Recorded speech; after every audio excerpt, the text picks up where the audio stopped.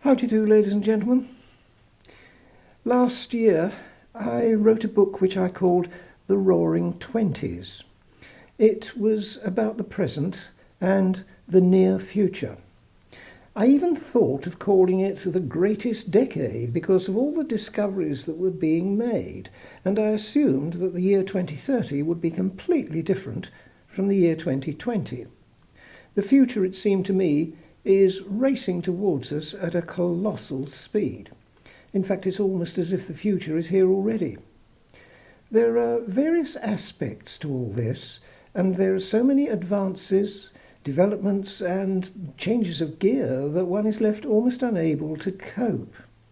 I certainly find that if I start talking to people about what is happening all around us right now, most people haven't a clue what I'm talking about. The various points that almost scream out are the way that life is going digital at an almost unmanageable speed, the unbelievable advances in medicine which have occurred in the last 5 years and are occurring in labs across the world right now. For example, who would have thought even a year or two ago that it was possible to cure blindness? I could list a number of diseases that can now be cured, but most of them I've never even heard of. At the beginning of the century, who would have thought that anyone would have a real quantum computer up and running just a few years away? A friend of mine, who was a lecturer at Edinburgh University, insisted they would have one available by 2015. I thought he was nuts. Well, we had one available by 2015.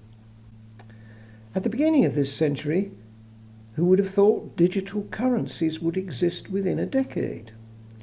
That distributive networks would start to overturn the internet and just about every business on the planet? Driverless cars? Driverless planes? 3D printing? Robots that could do just about anything the average human being can do? An AI, that's artificial intelligence, that can do more calculations per second than a human brain. That it would be possible to reprogram RNA to halve the biological age of animals. Shops on the high street with no staff at all inside. And so on.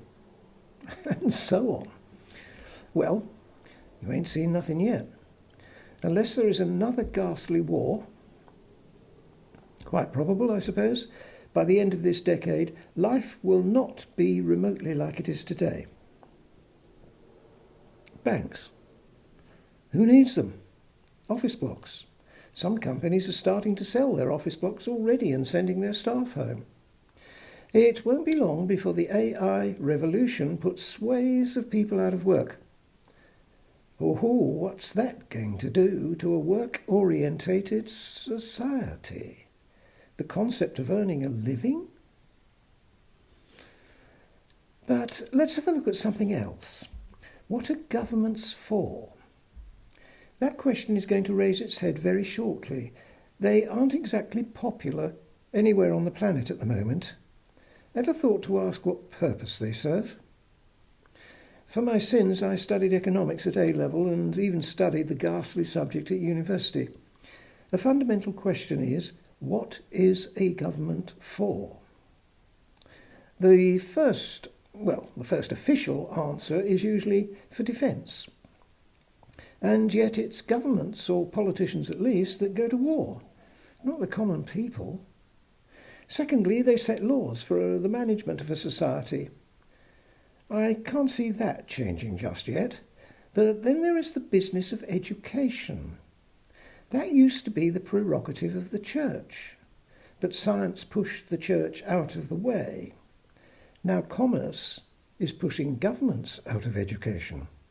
I'll explain precisely what is happening in that respect in another article. And then there is money. The government issues and controls the money supply. Will they still do so by the end of this decade? And how will a government function if its control of money is diminished? Let's at least open up that can of worms and have a look at what is going on. I'm sure you've heard of Libra. Facebook tried to issue its own currency. That was a couple of years ago. There was a bit of a problem, but Zuckerberg is not the kind of guy to give up on such a bold venture. Ever heard of Diem? If not, you soon will. This time it looks as though he will get his currency out there. It will be a stable coin, and that has nothing to do with horses. It means it will be linked to a set currency, in this case the US dollar. That might be a slight variation. There might be slight variations in the exchange rate, but those fluctuations will likely not vary more than a cent or two either side of confluence. There are stable currencies out there already, but what is to stop Mr. Zuckerberg from insisting that his clients pay him with his currency? He has 2.4 billion customers. That's over a quarter of the population of the planet. Google is readying its currency. So is Apple, and so is Amazon, and so it goes. Is this the beginning of the ultimate rise, not of the nation state, but of the commercial state? Back in 2015, Apple was already richer than the US government. One is soon going to have to ask the question again, what is a government for? It doesn't produce anything. It has no intrinsic value. It soaks up money and has nothing to show for it. Its currency is continually debased. What's there to say in support of such an institution? I can't see the concept vanishing in the near future, and I'm not sure that a commercial top cat is better than a political one, but the times are definitely changing. Next week, I'll have a closer look at the new education and go a little more deeply into the new money and the possible consequences of the way commercial entities are taking over the world. Okay, thanks for watching. Please like the video, it does help. And see you next week.